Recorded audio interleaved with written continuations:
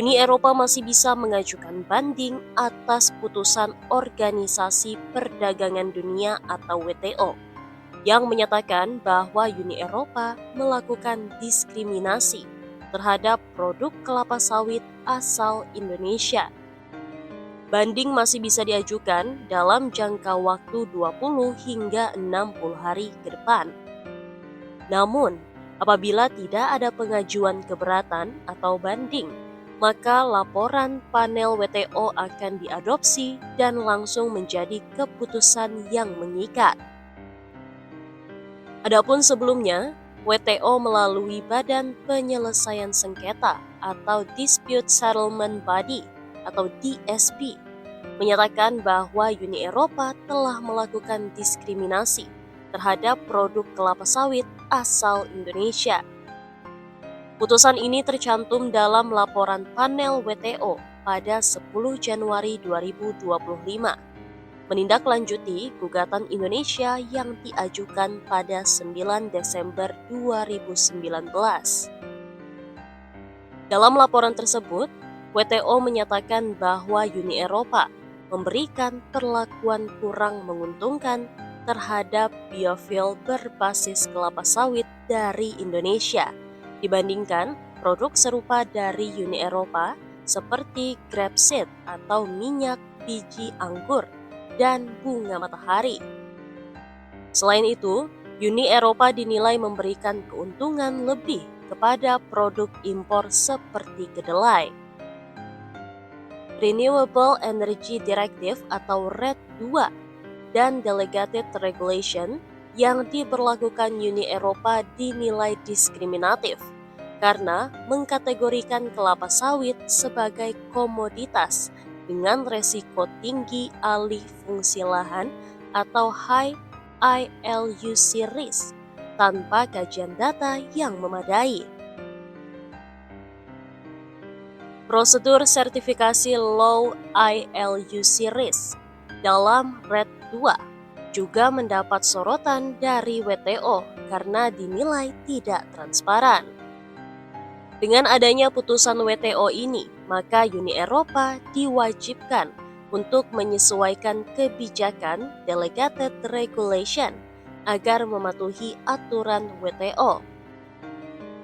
Menteri Koordinator Bidang Perekonomian, Erlangga Hartanto mengatakan, pemerintah Indonesia berkomitmen memantau perubahan regulasi Uni Eropa agar sesuai dengan putusan WTO. Erlangga menegaskan bahwa jika Uni Eropa tetap menghalangi ekspor sawit, Indonesia akan menggunakan jalur diplomasi dengan melibatkan mitra strategis seperti Amerika Serikat.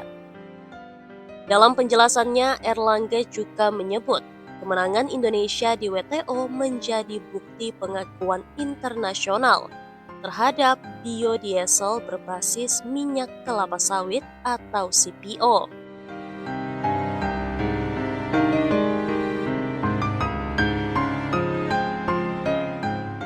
I call on the responsibility in these times. Diberi fasilitas, diberi kebaikan, masih serakah. Kita harus berani menghadapi. You start melakukan trade war, saya siap. Dinyatakan kalah WTO, Uni Eropa cari-cari kesalahan Indonesia. To find an agreement that is manageable, so that we do not increase the negative impact on our economies. Ya kan, kita diganggu sawitnya, saya ganggu tuh. Ya toh izin importnya di saya nggak kasih izin, kenapa? Dalam dunia perdagangan internasional, seringkali muncul konflik antara negara-negara yang memiliki kepentingan berbeda. Salah satu contoh terbaru adalah perseteruan antara Indonesia dan Uni Eropa terkait industri kelapa sawit dan biodiesel. Dalam sebuah keputusan yang menggembirakan bagi Indonesia, Organisasi Perdagangan Dunia, WTO, memutuskan bahwa kebijakan Uni Eropa terhadap produk kelapa sawit Indonesia adalah diskriminatif. Namun, kabar baik ini tidak serta-merta membuat Uni Eropa menerima dengan lapang dada. Uni Eropa mengklaim bahwa produksi kelapa sawit berkontribusi terhadap deforestasi dan penurunan biodiversitas.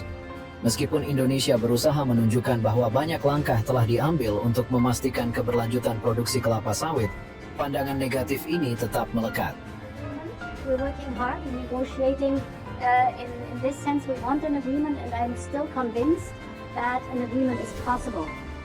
And I call on the responsibility in these times, because our economies on both sides of the channels are severely hit by the pandemic, and we should do everything possible to find an agreement that is manageable, so that we do not increase the negative impact on our economies. Ketika keputusan WTO diumumkan, banyak pihak di Indonesia menyambutnya dengan sukacita.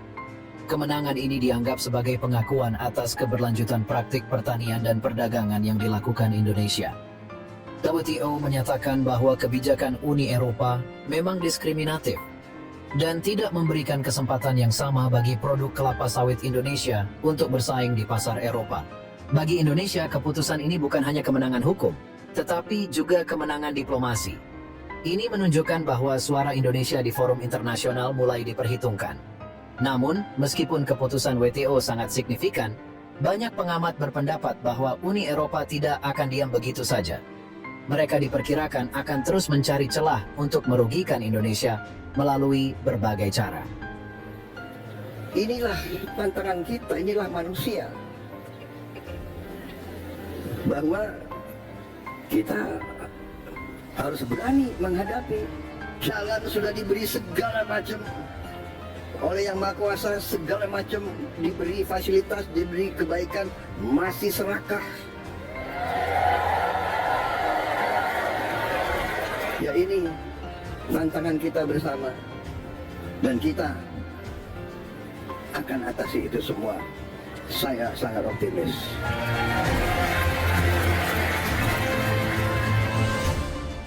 Setelah kalah di WTO, Uni Eropa tidak hanya menerima begitu saja. Berita tentang ketidakpuasan Uni Eropa beredar luas di media internasional. Banyak pengamat menilai bahwa mereka akan mencoba untuk menantang keputusan tersebut melalui jalur hukum lainnya, atau mengubah kebijakan mereka dengan cara yang lebih halus. Ada kemungkinan mereka akan memperkuat argumen lingkungan dengan mencari kesalahan dalam praktik pertanian Indonesia. Kalau trade war sudah dilakukan, kita siap. Sama seperti kita yang saya sudah sampaikan juga sama Eropa, Uni Eropa. You start melakukan trade war, saya siap. Ya kan, kita diganggu sawitnya, saya ganggu tuh. Mulai dari wine-nya saya ganggu. Kemudian yang kedua nanti ini Duta Besar Prancis sudah mau ketemu sama saya akan bilang saya lagi mengconsider untuk dairy products dia, susu bubuknya itu. Ya toh izin importnya di saya nggak kasih izin, kenapa? Uni Eropa mungkin juga akan mencari dukungan dari negara-negara lain yang sejalan dengan pandangan mereka mengenai lingkungan. Dalam konteks ini, kita bisa melihat bagaimana geopolitik memainkan peran penting dalam hubungan dagang.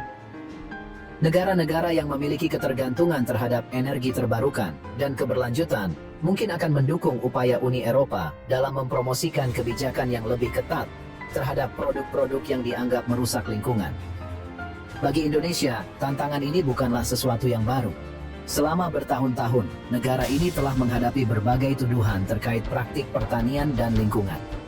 Kemenangan di WTO harus diiringi dengan langkah-langkah strategis untuk memastikan bahwa produk kelapa sawit Indonesia dapat bersaing secara adil di pasar global. Pemerintah Indonesia harus terus meningkatkan praktik keberlanjutan dalam produksi kelapa sawit. Hal ini tidak hanya akan memperkuat posisi tawar Indonesia di mata dunia, tetapi juga membantu mengubah citra kelapa sawit dari yang dianggap merusak lingkungan menjadi produk yang berkelanjutan. Kampanye untuk meningkatkan kesadaran mengenai keberlanjutan di kalangan konsumen di Eropa juga sangat penting. Satu langkah penting yang bisa diambil adalah penguatan diplomasi perdagangan. Indonesia perlu menjalin hubungan yang lebih baik dengan negara-negara Eropa, tidak hanya dalam hal perdagangan tetapi juga dalam hal kerjasama lingkungan. Ini bisa dilakukan melalui perjanjian bilateral yang mencakup komitmen untuk keberlanjutan. serta dukungan teknis untuk petani dalam meningkatkan praktik pertanian yang ramah lingkungan. Selain itu, diversifikasi produk juga menjadi kunci. Indonesia harus mengembangkan produk-produk turunan dari kelapa sawit yang memiliki nilai tambah lebih tinggi, sehingga tidak hanya bergantung pada minyak kelapa sawit mentah. Dengan cara ini, Indonesia bisa memperluas pasar dan mengurangi risiko yang timbul dari kebijakan negara lain. Perseteruan antara Indonesia dan Uni Eropa adalah gambaran dari dinamika perdagangan global yang kompleks. Kemenangan Indonesia di WTO adalah langkah positif, tetapi tantangan yang dihadapi tidaklah ringan. Uni Eropa yang berusaha melindungi kepentingan mereka tidak akan berhenti mencari jalan untuk memperjuangkan kebijakan yang menguntungkan mereka. Keberhasilan Indonesia dalam menghadapi tantangan ini akan bergantung pada kemampuan untuk beradaptasi dan berinovasi. Dengan langkah-langkah yang tepat, Indonesia bisa tidak hanya mempertahankan posisi sebagai produsen kelapa sawit terbesar, tetapi juga menjadi pelopor dalam praktik pertanian berkelanjutan. Perjalanan ini membutuhkan kolaborasi antara pemerintah, petani, dan sektor swasta untuk menciptakan industri kelapa sawit yang tidak hanya menguntungkan, tetapi juga bertanggung jawab terhadap lingkungan.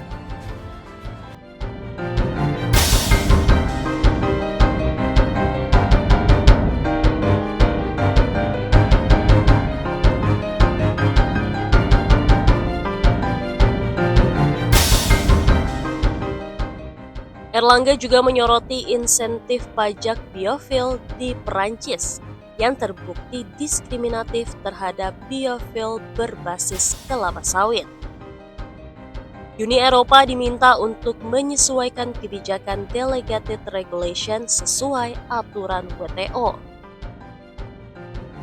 Keputusan ini, menurut Erlangga, dapat berdampak pada kebijakan European Union Deforestation Regulation atau EUDR yang implementasinya ditunda hingga Desember 2025.